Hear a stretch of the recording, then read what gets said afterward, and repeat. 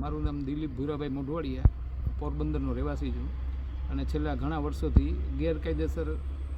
Mining Porbandar જિલ્લામાં થતું હોય તે બાબતે હું વારંવાર કલેક્ટરમાં અને ખાણ ખનીજમાં અને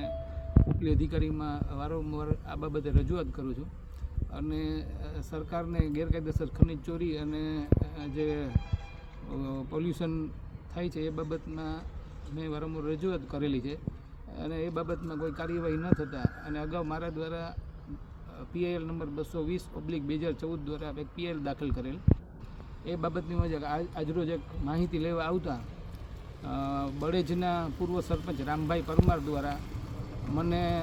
ધમકી આપી છે કે તું આ બધી અરજીઓ કરી છે અને તને હું જાનથી મારી નાખીશ ને તારામાં હિંમત હોય તો તું કાલે બળે જાઓ. એટલે હમણાં અત્યારે હું ખાણ ખનીજને આ બાબતની રજૂઆત કરું છું કલેક્ટર સાહેબને અને DGP DIG અને જવાબદાર અધિકારીઓને અરજી કરી અને હું આવતીકાલે જે બળેજમાં 45 ખાડા ચાલુ છે એમાં રેવન્યુ ડિપાર્ટમેન્ટ હપ્તો લે છે, ખાણ ખનીજ હપ્તા લે છે, EC જે પોલ્યુશન કંટ્રોલ બોર્ડ છે એ પણ લે છે અને પોલીસવાળા એનો અંદાજે 1.5 લાખ જેટલો હપ્તો લે છે.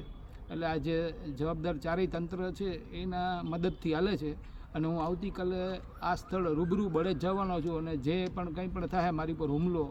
તો એની સંપૂર્ણ જવાબદારી ભૂસ્તરશાસ્ત્રી,